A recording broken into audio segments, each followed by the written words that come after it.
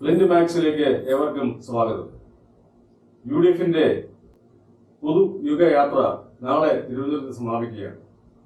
ആ സമാപനം വളരെയധികം ശ്രദ്ധിക്കപ്പെടുന്ന ഒന്നായി മാറുന്നത് കോൺഗ്രസിന്റെ സമുന്നത നേതാവും ലോക്സഭയിലെ പ്രതിപക്ഷ നേതാവുമായ രാഹുൽ ഗാന്ധി വരുന്നതാണ്. അദ്ദേഹം നാളെ ഇവിടെ വരുമ്പോൾ UDFനെ സംബന്ധിച്ച് നിർണായകമായ ഒരു ദിവസമാണ്. വലിയ വലിയ പ്രഖ്യാപനങ്ങൾ ഉണ്ടാകുമെന്നാണ് ഇപ്പോൾ റിപ്പോർട്ടുകൾ പുറത്തു വന്നുകൊണ്ടിരിക്കുന്നത്. അതിൽ ഏറ്റവും പ്രധാനപ്പെട്ട പ്രഖ്യാപനങ്ങൾ മുമ്പ് കർണാടകത്തിലും പിന്നീട് തെലങ്കാനയിലും കോൺഗ്രസിനെ അധികാരത്തിൽ എത്തിച്ച വലിയ പ്രഖ്യാപനങ്ങൾ, അതിനെ ഗ്യാരണ്ടി പ്രഖ്യാപനങ്ങൾ എന്നാണ് അറിയപ്പെടുന്നത്. ആ ഗ്യാരണ്ടി പ്രഖ്യാപനങ്ങളിലേക്ക് അദ്ദേഹം നാളെ കടക്കുമെന്നും അത് സുപ്രധാനമായ ഒരു വഴിത്തിരിവായി തെരഞ്ഞെടുപ്പ് പ്രചാരണ രംഗത്ത് മാറുമെന്നുമാണ് രാഷ്ട്രീയ നിരീക്ഷകർ കരുതുന്നത്.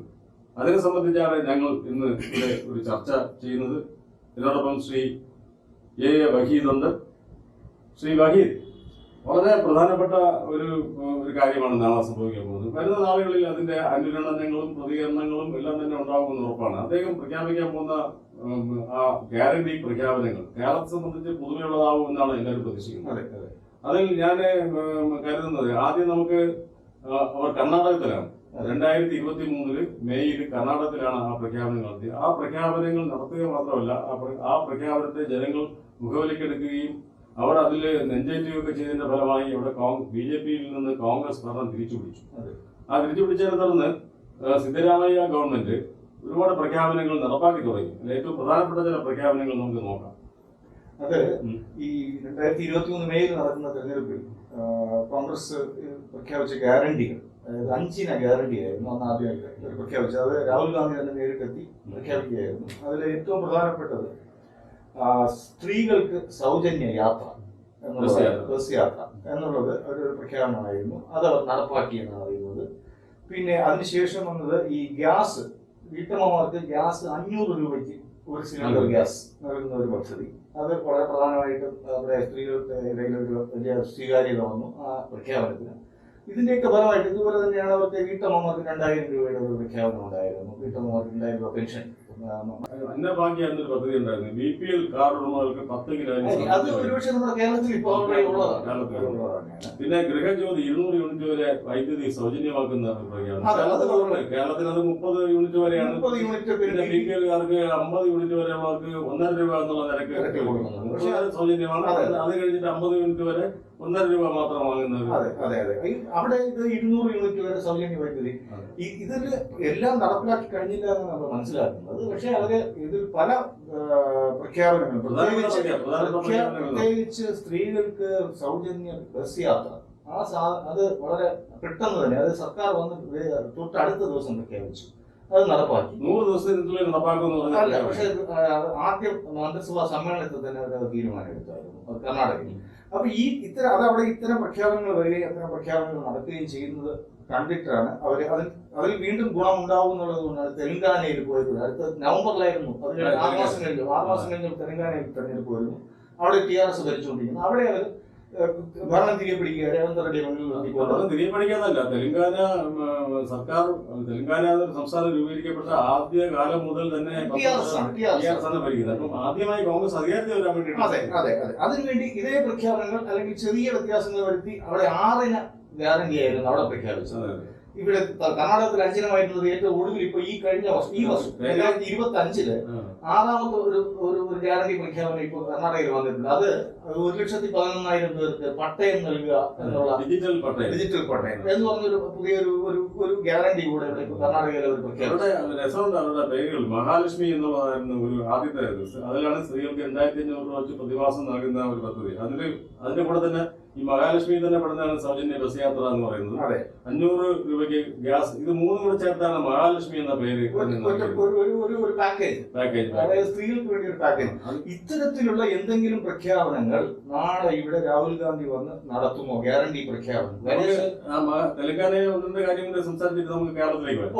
അതായത് തെലങ്കാനയിൽ റൈത്തു ഭരോസ എന്ന് പറഞ്ഞൊരു പദ്ധതി ഉണ്ട്. അത് എന്താണ്, കർഷകർക്കും പാട്ടകൃഷി ചെയ്യുന്നവർക്കും ഒക്കെ തന്നെ 10,000 ഒരു വർഷം കൊടുക്കുക എന്ന് പറയുന്നത് 15,000. അതുപോലെ ഗൃഹജ്യോതി നേരത്തെ പറഞ്ഞ 200 യൂണിറ്റ് സൗജന്യം തന്നെയാണ് അവിടെ. പിന്നെ ഇന്ദിരാമ ഇന്ദുരു എന്ന് പറയുന്ന ഭവനരഹിതർക്ക് സ്ഥലവും 5 ലക്ഷം രൂപ വരെ വീടും നൽകുന്ന ഒരു പദ്ധതിയാണ്. അതെ അതെ അതെ അതാണ് നമ്മുടെ ലൈഫ് പദ്ധതിക്ക് സമാനമാണ്. പക്ഷെ ലൈഫ് പദ്ധതി പോലെയാണോ ഇല്ലെന്നുള്ളത് നമുക്ക് അത് പരിശോധിക്കേണ്ടി വരും. പിന്നെ യുവവികാസം എന്ന് പറഞ്ഞാൽ വിദ്യാർത്ഥികൾക്ക് 5 ലക്ഷം രൂപ വരെ സഹായം നൽകുന്ന വിദ്യാഭ്യാസ വായ്പയാണോ അതോ ഫ്രീ ആയിട്ട് കൊടുക്കുകയാണോ എന്നുള്ളതിനെ കുറിച്ച് അതില് ശരിക്കും യഥാർത്ഥത്തിൽ വിദ്യാഭ്യാസ വായ്പ തന്നെയാണ്. എന്നാൽ പലിശരഹിത വായ്പ എന്നാണ് നേരത്തെ പ്രഖ്യാപിച്ചിട്ടുള്ളത്. അതിപ്പോ നടപ്പിലാക്കിയില്ല നമുക്ക് വ്യക്തതയില്ല. എന്നാൽ പോലും അത് പലിശരഹിത വിദ്യാഭ്യാസ വായ്പ. പിന്നെ ഒന്നുകൂടെ ഉണ്ട് ചെയ്യുക എന്ന് പറഞ്ഞാൽ കർണാടകത്തിലെ വാക്കാണ്. മുതിർന്ന പൗരന്മാർക്ക് പ്രതിമാസം 4000 രൂപ നൽകുന്ന ഒരു സ്കീമാണ്. നമുക്കിവിടെ 2000 രൂപ ഇപ്പൊ നമ്മള് ക്ഷേമ പെൻഷനാണ്. ക്ഷേമ പെൻഷൻ 1600 അടുത്ത 2000 അതാണ് അവിടെ 4000 ആയി കൊടുക്കുന്നത്. എന്നാൽ 4000. അപ്പൊ ഇത് രണ്ടും വെച്ചിട്ട് നമുക്ക് എന്താണ് രാഹുൽ ഗാന്ധി പ്രഖ്യാപിക്കാൻ പോകുന്നത്? ഇവിടെ കേരളത്തിൽ ഇല്ലാത്ത ചില കാര്യങ്ങളായിരിക്കും കൂടുതൽ മുൻതൂക്കം നൽകാൻ സാധ്യത എന്ന് തോന്നുന്നു. ഉദാഹരണം ബസ് യാത്ര. ബസ് യാത്ര ഇവിടെ കേരളത്തിൽ ഇതുവരെയും തമിഴ്നാട്ടിൽ ഉൾപ്പെടെ ബസ് യാത്ര സ്ത്രീകൾക്ക് സൗജന്യമാണ്. ഇപ്പം അങ്ങനെ നോക്കുകയാണെങ്കിൽ സൗത്ത് ഇന്ത്യയിൽ സ്ത്രീകൾക്ക് ബസ് യാത്ര സൗജന്യമില്ലാത്ത ഒരേ സ്ഥലം കേരളമാണ്.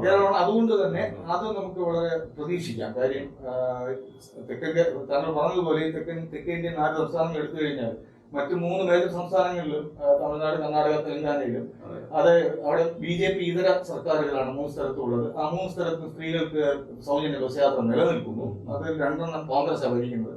ഇവിടെ കോൺഗ്രസിന് ഭരണത്തിന് വരാൻ വേണ്ടി ഒരു ഗ്യാരണ്ടി പ്രഖ്യാപിക്കുമ്പോൾ ആ ഒരു ഗ്യാരണ്ടി ഉണ്ടാവും.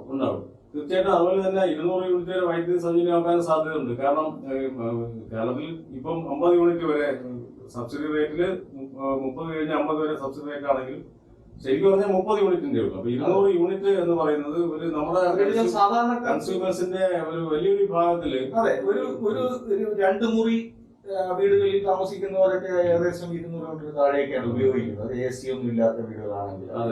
അപ്പൊ അത്തരക്കാർക്കൊക്കെ 200 ബഹുഭൂരിപക്ഷത്തിന് പ്രയോജനകരമാവാൻ പോകുന്ന ഒരു പ്രഖ്യാപനമാവാൻ സാധ്യതയുണ്ട്.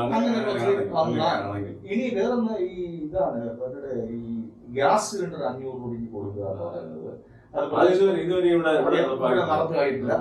അഥവാ അങ്ങനെ ഒരു പ്രഖ്യാപനം വരുന്നെങ്കിലും BPL കാറ്റഗറിക്ക് ആയിരിക്കും നമുക്ക് പ്രതീക്ഷിക്കാം. കാര്യം എല്ലാവർക്കും പ്രായോഗികമല്ല. അങ്ങനെ വരുമ്പോൾ അത് BPL കാറ്റഗറിക്ക് ആണെങ്കിൽ പോലും അങ്ങനെ ഒരു 500 രൂപ. എനിക്കൊരു സംശയം, അതായത് ഈ BJPക്ക് ഇവിടെ ഒന്ന് വലിയ പ്രഖ്യാപനങ്ങൾ നടത്താം, ഒരു കുഴപ്പമില്ല. കാരണം അവർ വരുമെന്നുള്ള പ്രതീക്ഷയൊന്നുമില്ല. എന്തായാലും ഒരു പ്രതീക്ഷയില്ല. അപ്പൊ അവർക്ക് എന്ത് പ്രഖ്യാപനങ്ങൾ നടത്താം. പക്ഷെ രാഹുൽ ഗാന്ധി UDF വരുമെന്നൊരു പ്രതീക്ഷ ഇപ്പോൾ തന്നെ ഉള്ള സാഹചര്യത്തിൽ ആ പ്രഖ്യാപനങ്ങൾ കണ്ണുടച്ച് നടത്താൻ പറ്റുമോ? ഇല്ല. നടപ്പിലാക്കാൻ കഴിയുന്ന പദ്ധതികളെ പ്രഖ്യാപിക്കാൻ കഴിയൂ. ഒരു ഗ്യാരണ്ടി എന്ന നിലയിൽ, ഗ്യാരണ്ടി എന്ന് പറയുമ്പോൾ പാലിക്കപ്പെടേണ്ട വാക്കുകളായി മാറും. അപ്പൊ അങ്ങനെ വരുമ്പോഴേക്കും വളരെ ഗ്യാരണ്ടി നടപ്പായില്ലെങ്കിൽ മറുപടി പറയേണ്ടി വരും. പ്രത്യേകിച്ച് കേരളം പോലുള്ള സംസ്ഥാനത്ത് എന്തെങ്കിലും ഒരു ഗ്യാരണ്ടി പ്രഖ്യാപിച്ചിട്ട് അത് നടപ്പിലാക്കാതിരുന്നാൽ ഒരു മറുപടി പറയേണ്ടി വരുമെന്നുള്ള ഉറപ്പാണ്. അതുകൊണ്ട് തന്നെ വളരെ സൂക്ഷിച്ചായിരിക്കും നാളെ ഗ്യാരണ്ടികൾ പ്രഖ്യാപിക്കുകയാണെങ്കിൽ അത് നടക്കുക. പക്ഷേ സാധാരണ രാഷ്ട്രീയ കക്ഷികളും മുന്നണികളും ഓരോ തെരഞ്ഞെടുപ്പിന് മുമ്പിൽ ഒരു പ്രകടന പത്രിക സമർപ്പിക്കാറുണ്ട് നമ്മുടെ മുമ്പിൽ.